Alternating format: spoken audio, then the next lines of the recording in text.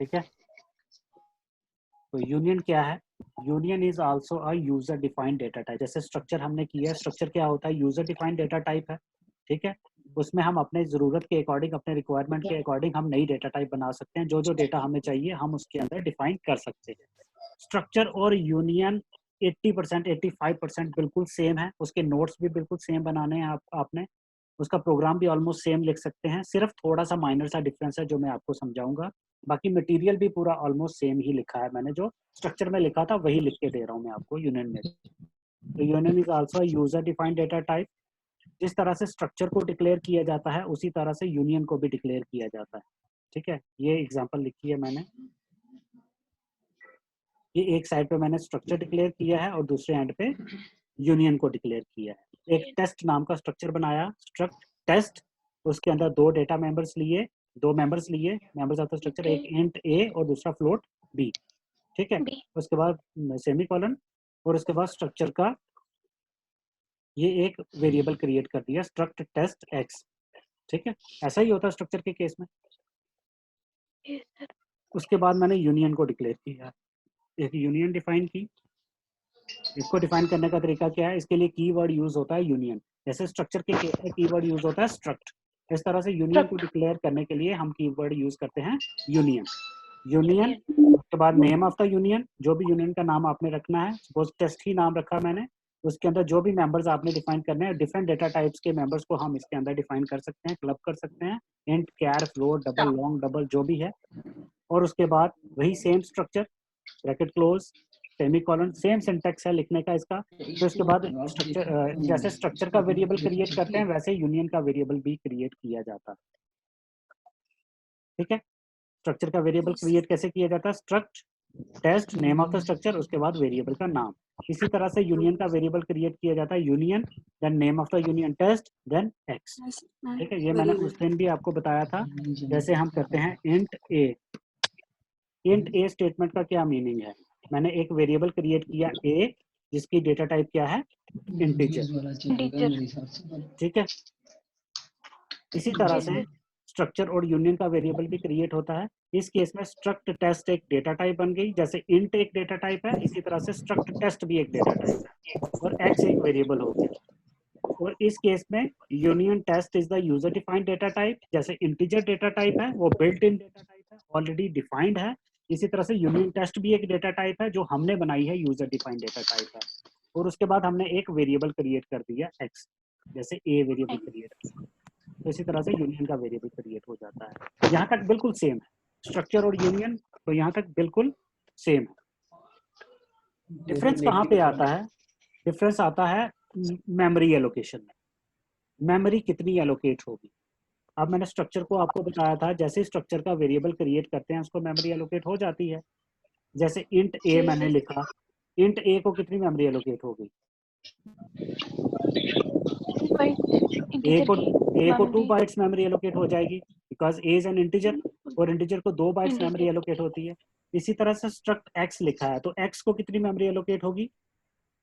जितनी इस स्ट्रक्चर को मेमोरी एलोकेट होगी, स्ट्रक्चर को मेमोरी एलोकेट हुई होगी। स्ट्रक्चर को कितनी होगी? स्ट्रक्चर के अंदर एक इंटीजर है टोटल और एक फ्लोट है, 6 बाइट्स। तो इस एक्स वेरिएबल को 6 बाइट्स मेमोरी एलोकेट हो जाएगी स्ट्रक्चर के केस में, ठीक है।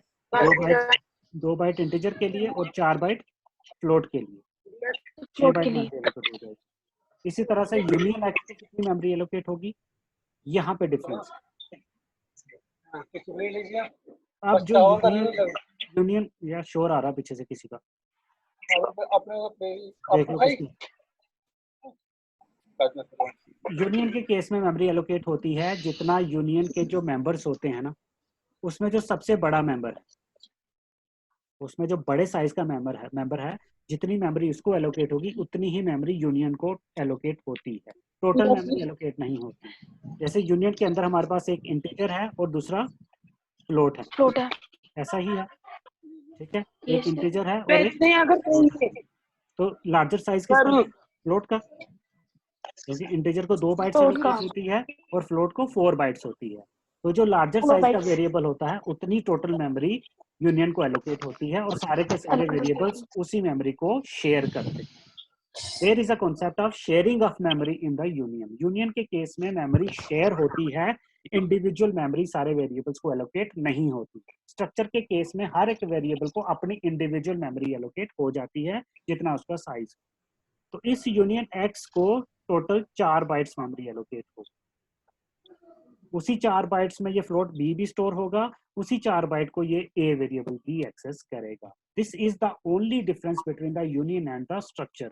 बाकी दोनों का सिंटेक्स सेम है, लिखने का तरीका सेम है, एक्सेस करने का तरीका सेम है, सब कुछ same. The difference in the memory allocation. Structure के केस में कितनी मेमोरी एलोकेट होती है? जितना स्ट्रक्चर का पूरा साइज है उतनी मेमोरी एलोकेट होती है। यूनियन के केस में कितनी मेमोरी एलोकेट होती है? जो यूनियन के अंदर डेटा मेंबर्स होते हैं उसमें जो सबसे बड़ा साइज का वेरिएबल होगा, जितनी मेमोरी उसको एलोकेट होगी, टोटल मेमोरी यूनियन को उतनी एलोकेट होगी और बाकी सारे वेरिएबल्स उस मेमोरी को शेयर करेंगे। मैं यहाँ पे अज्यूम करता हूँ यूनियन के अंदर हमारे पास एक और वेरिएबल है, एक इंट है, एक फ्लोट है और एक मैं ले लेता हूँ डबल। डबल को कितनी मेमोरी एलोकेट होती है पता है किसी को? 4। डबल को गौरव? 4 सर। 4। फ्लोट को 4 होती है यार। डबल को 6। डबल को 8 बाइट्स मेमोरी एलोकेट होती है। ये भी डेसिमल नंबर के लिए होता है ना, फ्लोट, डबल और लॉन्ग डबल। फ्लोट को 4 बाइट्स, डबल को 8 बाइट्स और लॉन्ग डबल को 10 बाइट्स मेमोरी एलोकेट होती है। तो अब इस केस में, हमारे इस यूनियन के केस में, इस एक्स वेरिएबल को कितनी मेमोरी एलोकेट होगी? 8 बाइट्स। ठीक है, क्योंकि इंटीजर को 2 बाइट होती है, फ्लोट को 4 बाइट होती है और डबल को 8 बाइट होती है। जो सबसे बड़े साइज का वेरिएबल होगा, जितनी मेमोरी उसको एलोकेट होती है, यूनियन को टोटल इन टोटल उतनी मेमोरी एलोकेट होगी। तो इसको टोटल 8 बाइट मेमोरी एलोकेट होगी। उसी 8 बाइट में इंटीजर भी स्टोर हो एक्सेस करेगा, फ्लोट बी भी एक्सेस करेगा और डबल सी भी एक्सेस करेगा। ठीक है, this is the basic difference between the structure variable and a union variable.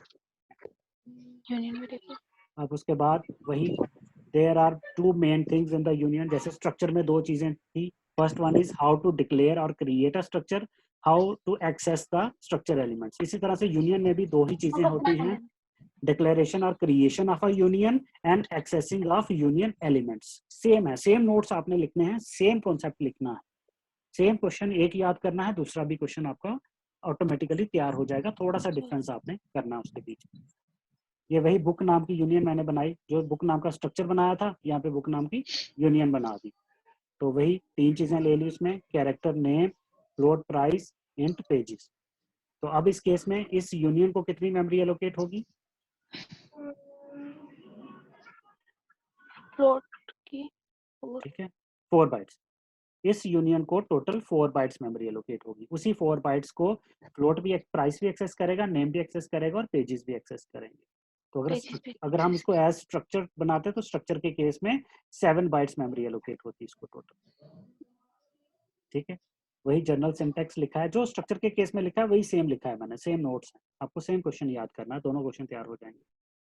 उसी तरह से how to create the variables of union. जैसे स्ट्रक्चर के वेरिएबल्स क्रिएट किए जाते हैं, वैसे यूनियन के वेरिएबल्स क्रिएट किए जाते हैं। इस तरह से यूनियन, बुक, फिर उसके बाद name of the variables, b1, b2, b3, कितने भी नंबर ऑफ वेरिएबल्स हम डिक्लेयर कर सकते हैं, like structure. Now how to access the union elements. जैसे स्ट्रक्चर का वेरिएबल अपने मेंबर्स को कैसे एक्सेस करता था, कौन सा ऑपरेटर यूज करता था स्ट्रक्चर का? Dot operator. ठीक है, इसी तरह से जो यूनियन का वेरिएबल है वो अपने यूनियन के मेंबर्स को एक्सेस करेगा using the same operator, dot operator. वो भी सेम है, लिखने का तरीका भी सेम है। जैसे b1 is the variable, pages is the member of the union, b1 dot pages, b1 dot price, b1 dot name। तो इस तरह से ये यूनियन बन जाएगी। उसके बाद मैंने एग्जांपल लिखी है, ये सिंपल सी एग्जांपल लिखी है। एक यूनियन बनाया, उसका नाम रखा टेस्ट, उसके अंदर 2 वेरिएबल्स ले लिए, इंट और कैर। ठीक है, इंट ए, कैरेक्टर बी। अब वर्ड मेन के अंदर आया, यूनियन का एक वेरिएबल क्रिएट किया, यूनियन टेस्ट टी, और मैंने t डॉट ए में 65 स्टोर करवा दिया। T dot A is equal to 65। इस टी के ए वेरिएबल में मैंने 65 स्टोर करवा दिया, बी में मैंने कुछ भी स्टोर नहीं किया, सिर्फ ए में स्टोर करवा दिया 65। अब इस यूनियन को मेमोरी कितनी एलोकेट होगी? क्या है? एक इंटीजर वेरिएबल है, दूसरा कैरेक्टर 2 बाइट 2 बाइट, क्योंकि इंटीजर का साइज ज्यादा होता है तो 2 बाइट ज्यादा मेमोरी होता है 2 एलोकेट बाइट होगी, तो 2 बाइट मेमोरी एलोकेट होगी। उसी मेमोरी को ए भी एक्सेस करेगा और बी भी एक्सेस करेगा। बी भी मैंने एक्सेस मैंने करेगा। ए में 65 स्टोर करवा दिया, बी में मैंने कुछ भी स्टोर नहीं करवाया, फिर मैंने ए भी प्रिंट करवाया, टी डॉट ए प्रिंट करवाया और टी डॉट बी भी प्रिंट करवाया, तो आउटपुट क्या आएगी? टी डॉट ए में तो वो 65 प्रिंट करेगा क्योंकि मैंने उसमें 65 देगा। 65 स्टोर किया है। टी डॉट बी में वो ए प्रिंट करेगा। अब बी में मैंने कुछ भी इनपुट नहीं किया था, बट बी भी उसी मेमोरी को एक्सेस करता है, तो उसी मेमोरी के अंदर 65 स्टोर है, तो उसकी कैरेक्टर वैल्यू होती है ए की आस्काई वैल्यू, इंटीजर वैल्यू 65 होती है, तो इंटरनली 65 को कंप्यूटर की मेमोरी में एज ए स्टोर किया जाता है, उसकी आस्काई वैल्यू 65 होती है, तो बी में वो ए स्टोर करेगा। ये रिप्रेजेंट करता है कि बी भी उसी मेमोरी को एक्सेस कर रहा है, उसी वैल्यू को एक्सेस कर रहा है। मैंने उसमें इनपुट नहीं किया लेकिन उसने वैल्यू डिस्प्ले की। दे दी। तो this is the simplest example of union. ठीक है, तो उसकी एक्सप्लेनेशन मैंने नीचे लिखी है, नोट्स आपको मैं दे दूंगा, नोट्स आपको मिल जाएंगे, पूरी एक्सप्लेनेशन उसमें लिखा हुआ है। तो ये है यूनियन, बस इतना ही, बिल्कुल सेम है यूनियन और स्ट्रक्चर के केस में। जितना भी क्वेश्चन आपने थ्योरेटिकली लिखना है सारा सेम है, एग्जाम्पल में थोड़ा सा डिफरेंस है। और यूनियन और स्ट्रक्चर में बेसिक डिफरेंस क्या है? सबसे पहला डिफरेंस आप अगर आप बताना चाहो तो क्या बताओगे? स्ट्रक्चर को मेमोरी डिक्लेयर एलोकेशन। नहीं, सबसे पहले स्ट्रक्चर को डिक्लेयर कैसे करते हैं? Using the keyword struct. Union को डिक्लेयर करते हैं using the keyword union. Union. ठीक है, दूसरा मेमोरी एलोकेशन। जो स्ट्रक्चर को मेमोरी एलोकेट होती है वो जितने भी नंबर ऑफ एलिमेंट मेंबर्स हैं उसके, उन सबको सम करके जितनी मेमोरी होती है वो सारी मेमोरी स्ट्रक्चर को एलोकेट हो जाती है। यूनियन के केस में जो लार्जेस्ट साइज का वेरिएबल होता है उतनी ही मेमोरी एलोकेट होती है और उस मेमोरी को सारे के सारे वेरिएबल्स बाकी शेयर करते हैं। शेयर करते हैं। ठीक है, अब इसका मैंने एक टेबल ड्रॉ किया है नीचे, ये बहुत इंपॉर्टेंट है, ये सबने अच्छे से कर लेना, एग्जाम में आता है most of the time. Differentiate between structure and union. Union और स्ट्रक्चर के बीच में डिफरेंस क्या है? तो ये मैंने एक टेबल बनाया है, 5-6 पॉइंट्स हैं उसमें। Serial number, basis of comparison, point क्या है हमारा, तो स्ट्रक्चर के केस में क्या होता है और यूनियन के केस में क्या होता है। सबसे पहला पॉइंट मैंने लिखा है बेसिक। बेसिक में क्या है?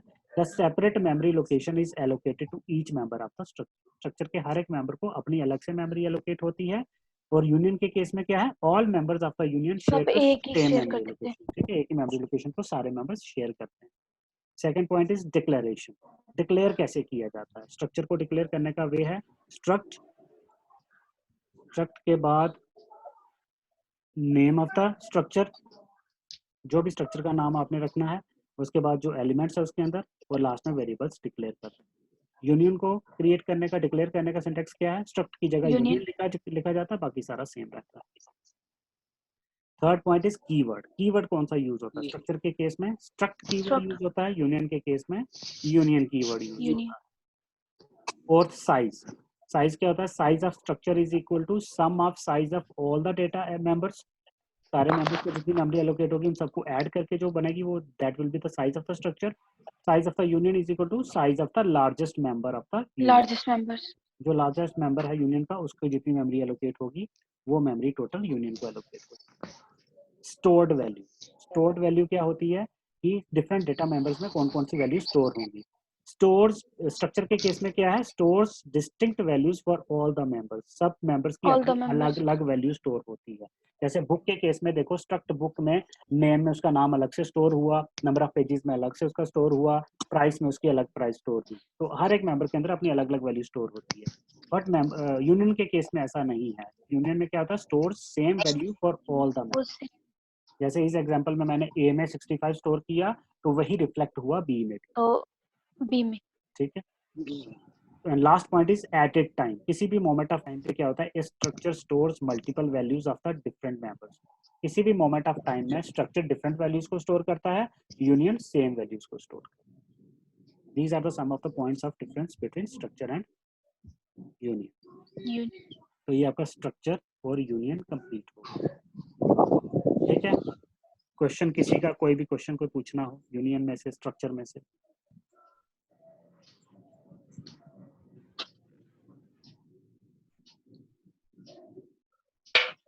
ठीक है, क्लियर है? Yes, Yes, sir. sir.